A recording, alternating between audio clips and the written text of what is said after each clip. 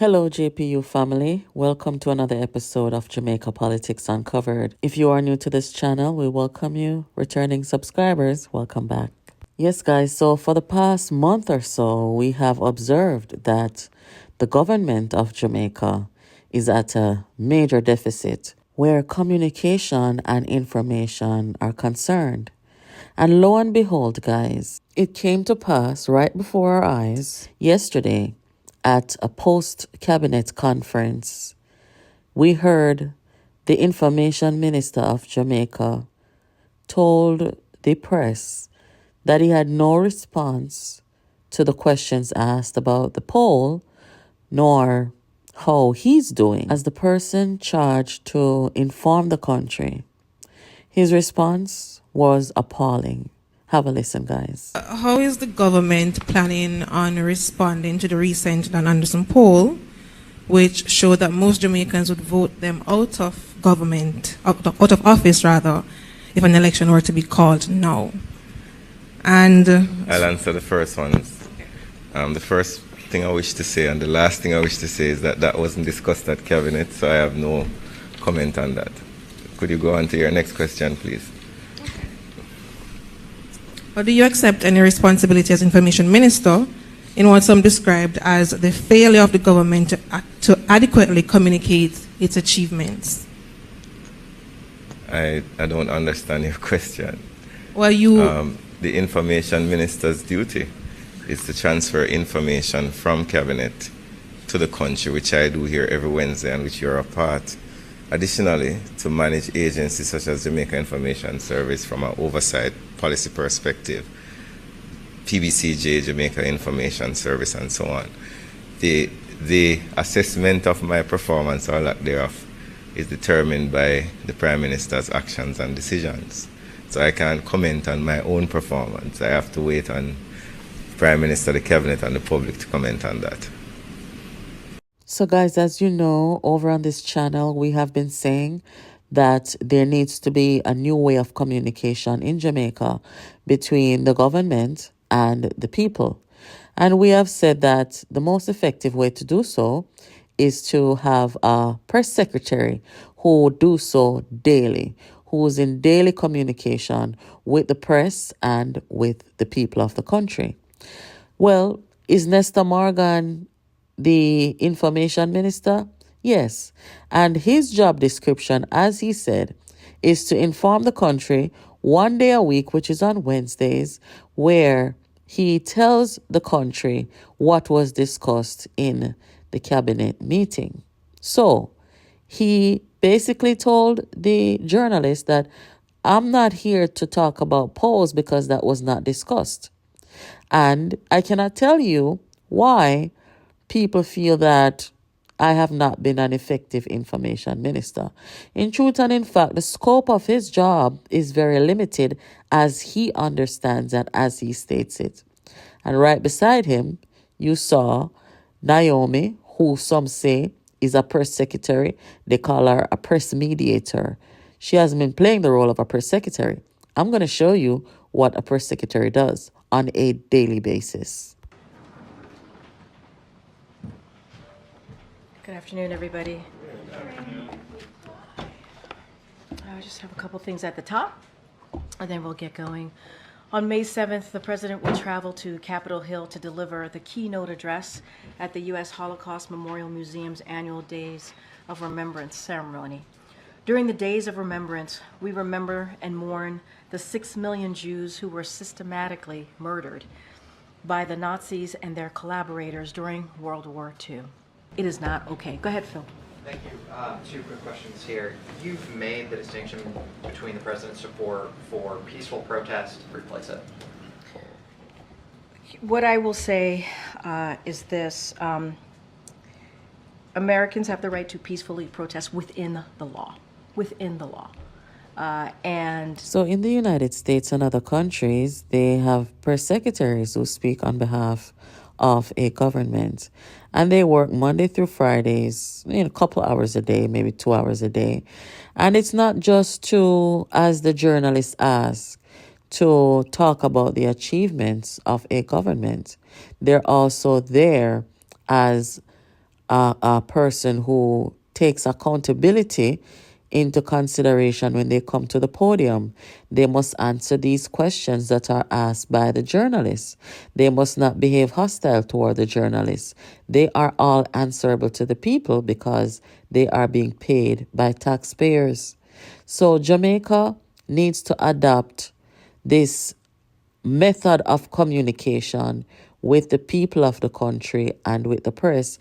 And they must have competent people, people who are respectful, people who are knowledgeable about the government they're serving with. That way they can deliver the right and proper information to the country. Like I said, guys, this was very, very embarrassing. If I were the Prime Minister, I would be feeling so bad to see that I have a government and, there's nobody to speak on behalf of my government. This would have been a perfect response to the question about the poll. And I also uploaded a recording yesterday of Venetia and what she said. I think it was close to the budget debate where she spoke about polls, where they released polls, and that was her response. She was like, hey, this poll tactic is something the PNP used to remove their own candidates and, appoint people who have not faced the delegates or faced the people. They've used this to even remove their own leader. They use this, Don Anderson style poll to do things that are not in keeping with a democracy. That would have been a perfect response. Or listen to what Warmington had to say. Are not credible. The poll suggested a 65% voter turnout. Very unlikely. And another indicator that Anand does not know what he is doing. Anand lit several polls when he was hired by Bunting during the PNP leadership challenge, indicating that Bunting would do well. And the challenge was good. Turned out not to be so. Dan Anderson also predicted a PNP win in 2016. Then PNP 4 points ahead. Turned out not to be so. So I tell you, Labourites, do not believe Dan Anderson nonsense. And in particular, the poll the PNP paid him to do. For Liberates, people have been asking about this Dan Anderson poll. Liberates have called me, Liberates have inquired. These polls are not credible. Sure, we underperformed in some areas in the last local government election. We have a lot of work to do. However, it's nonsense from Dan Anderson to suggest the LP is 8 points behind immediately after parish council election, where we won majority of the corporations. It's a sham. It's a poll commissioned by the PNP. What he did then, I had to throw it away because it was poor garbage, nonsense he gave. Areas like Elizabeth Penn, Windsor Road, Windsor Avenue, McVickers Lane, Duncan's Pen. He showed me losing those areas. He all included Olmsted as part of the constituency, but Olmsted is not part of the constituency. And showed me Warehead in Old Double North, the PNP division. So I knew right away that's what a bunch of garbage he did there. We in Area Council 2, we have conducted several polls over the years to determine our movement in Area Council 2. And at the same time, Dan Anderson had been doing polls. And what it did not reflect nothing close to what we found.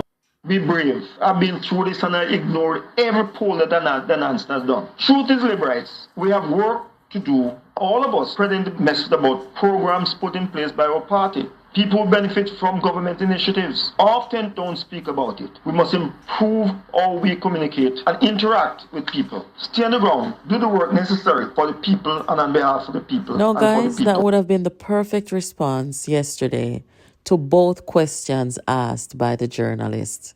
That's why you have to have people who understands the assignment and who are not afraid to speak the truth. He spoke the truth. He acknowledged that there are some shortfalls in the communication and, that work needs to be done. And that's the case with any party. There's always room for improvement. And he acknowledged that.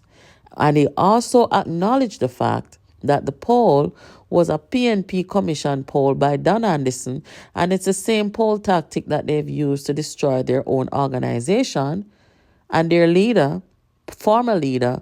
And it's just another tactic which is now being used on the government. And what did Don Anderson tell Jamaica when he allowed Bunting to commission him against his leader? Don Anderson told Jamaica that Bunting was doing great. He was doing excellent, He had the confidence of the people and everything. And what happened? We see that Dr. Phillips beat him. And to add insult to injury, Bunting lost his whole seat. So these are arguments that should have been made yesterday when the journalist asked the question. And they're facts. Bunting and Golding have a habit of paying pollster to run poll on people that they want to remove and replace. We saw it with Dr. Bloomfield. He ended up dead. We saw it with Dr. Phillips, Alric, and others. The only people it did not work on were the people of Southeast Centon in Lisa Hanna's constituency, where Dayton Campbell told the people that he ran a poll and the people wanted a particular person.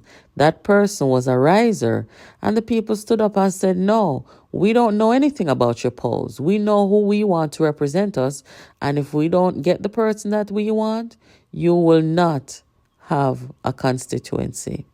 So they backed off, and the people were able to duly elect their representative, Dr. Kenneth Russell. He will replace Lisa Hanna and run in the next election. So Andrew Holness is their next target to use these polls on to get him out of government.